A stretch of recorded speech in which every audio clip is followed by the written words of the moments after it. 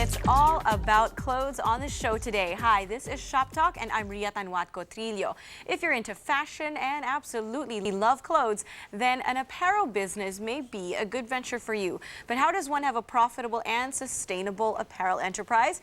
We'll get the answers to that from our guests today. First up, we have Finina Tugade. She is the president of Fizz Fashion Mercantile and Trading, the company that manages and operates Chocolate Clothing Company in the Philippines. Hello, Finina. Thanks for coming on the show. Thank you for having me. Okay, you really have a background in design, right? Yes. Yeah. Tell me about that first. I started to make made-to-order items, so it was all gowns, and I went to fashion school, so right after then, it was mostly like couture. I joined competitions, and that's how I started. Right, okay. Right after that, it was a uniform business that I started also, so it was really directed towards that. Yeah, really always been about the clothes. So how did you make the shift from doing bespoke apparel into bringing in, retail stuff from overseas? Well, I always knew that when I started with my couture line that I was really geared towards retail at the end. I mean, I think most designers either have they're just couture and they want to stay to that, true to that, or they go into retail. When I started, my vision really was into retail. Okay. So when chocolate, the opportunity came about 2 years ago, we really went in and grabbed it. Right, okay. So the Chocolate Clothing Company, it carries a lot of different brands, mostly from Australia, right? Yes. Okay, how do you go about choosing what you're going to bring to the Philippines? It's a whole process in its own. Like, it will take maybe 6 months to plan the collection, know what the consumers want. It makes it easier because there's not a lot of seasons in the Philippines.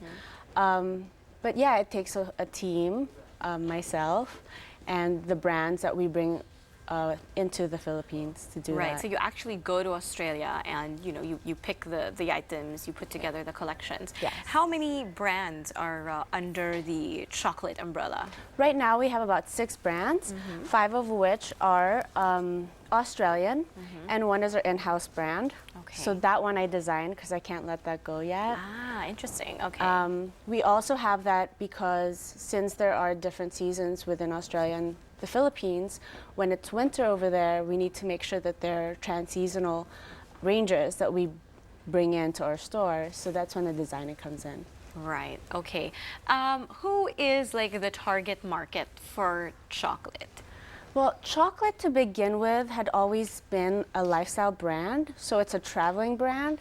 Most of our items, you can see we have swimwear like all year round. Yeah. We have items that you can just like pack and fold without having to get them dry cleaned or ironing them once you get it out of the bag. So the ideal woman in target market would be the travelers, the lifestyle women. Right, and comfort. And these would range from like maybe girls in their teens to well into their 40s, right? Yeah. Is that fair to say? I know it's a little cliche, you say 18 to 35 is like your target market, but Yeah. really with chocolate, that's our real target market. Right, okay.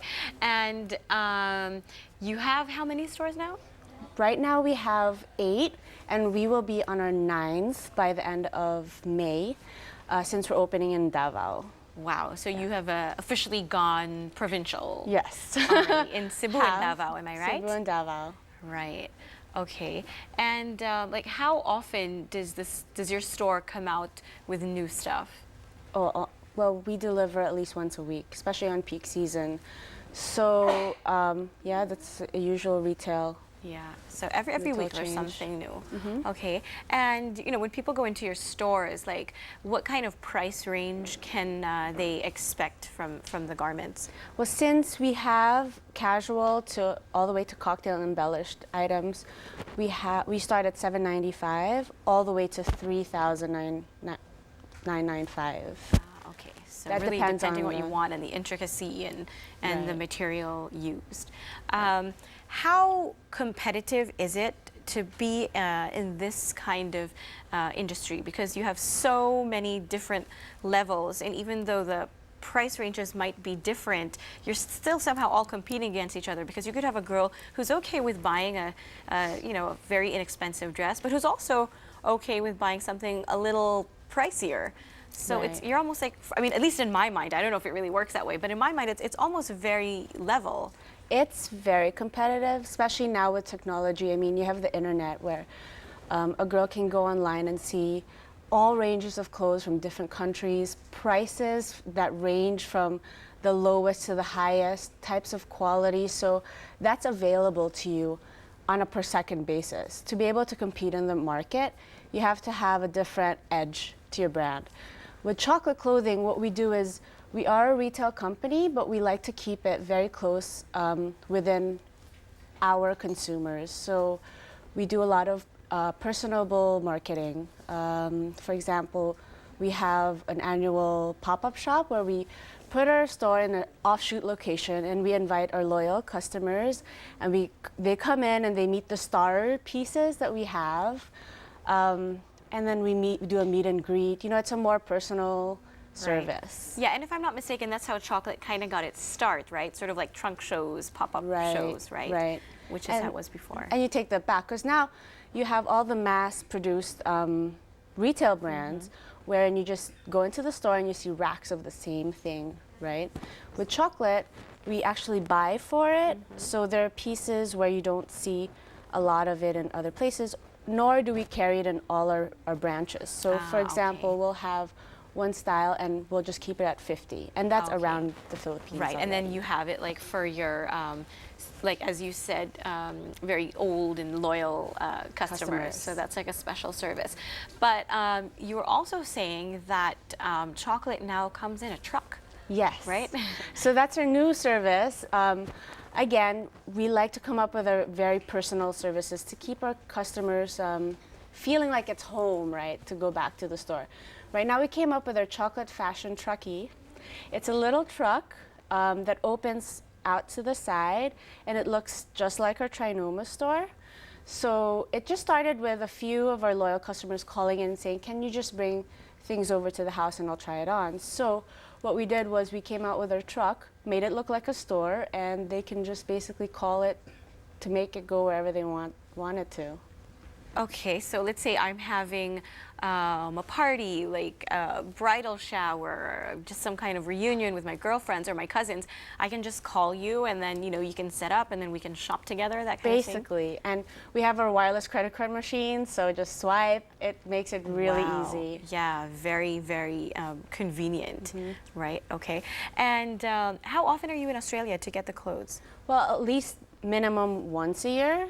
I'll make it over for like twice, but it's not just Australia right now. We're trying to venture into other countries, hopefully soon. Right. Do you think there is a big difference between, let's say, American fashion brands and Australian brands, and what would the difference be in the aesthetic? Huge difference. Australia is nice for our climate because basically it's a beach country. They take particular look into fabrics. For example, swimwear.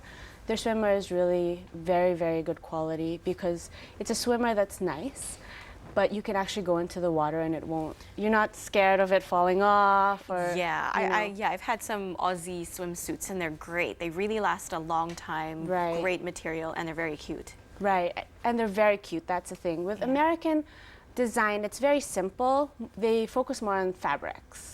I see. So I think Australia is more on function as well, Right. which is a good thing. Right. And looking forward, what are your plans for chocolate? How do you want to expand? Again, the retail part of expansion is there. Of course, we want to grow our stores. However, the way that we want to grow it and expand it, we want to keep the personal touch to it. In the whole industry where your brand can get lost in, especially with fashion, we want to make sure that chocolate stays sweet to our customers, and they remember us and we remember them, first name basis, like little special details like that. Right, right. And again, that's how the company started also, right? It was very small, very personal. And I think when it's something as personal as fashion, it needs to be personal. Yes. Right? Yes. Okay. And what can you tell people who want to venture into this kind of business, whether it's retail and importing or what you were doing before, which was like bespoke items? I think to begin with, in any business, you have to have a certain creative edge to make sure that your brand pops out. Whether it be food or retail, in fashion, you have to have a certain edge that puts you above all the rest of the brands. So without that, it's kind of tough. Yeah. So if you're gonna be ice cream, you gotta be pink or something, I don't know. Right, have a very strong sense of identity. Right. Okay. And in the journey of your career, do you have any regrets about having given up couture? No, because I know that once retail is okay and I'm okay with letting it go slowly, I'll probably go back to it. And at the end of the day, I'll put in a line or two, you know. Yes, and and you're still designing now, right? Yes, we have our in-house brand, which doesn't come out as often as our other brands do. But when they do, most of the time I'm the one that designs it. And the response is good. Yes, I think so. Right. And being in this business, obviously you have your own personal passion for fashion. What's the most fulfilling thing about doing what you do? It's kind of hard, I guess, because we don't save lives. But then I always tell my dad, everyone would walk around naked, and you're gonna be If okay you with didn't that. have clothes, and if you don't have clothes, right? But I think the best, and I think most retail owners would tell you, is that when you walk into a random place and you'll see someone walk by, and you know you have like a certain affinity to that product. For example, either you negotiated a lower price to it, or you had a problem with stocking that style, and then you'll see it walk by and someone actually bought it, you'll be like, yes. Yeah, I'm sure that happens to you a lot. Quite a lot, actually. Yeah. In the beginning, with chocolate, about 2 years ago, every time it would happen, I'm like, oh my gosh, right? Yeah. So now, like, it happens more often, but it's that affinity to a certain style. Yeah. When you have problems with it, or Yeah. like, it just pops out, you know? Yeah, and I'm sure it also gives you like the affirmation of, you know, I have my pulse on Manila's fashion scene, right? I mean, I know what people want, right? Great. Yeah. All right. Finina, thank you so much for shop talking with us today. Thank you so much for having me. Our pleasure. But we have another apparel brand for you after this break. Keep it here. Shop Talk will be right back.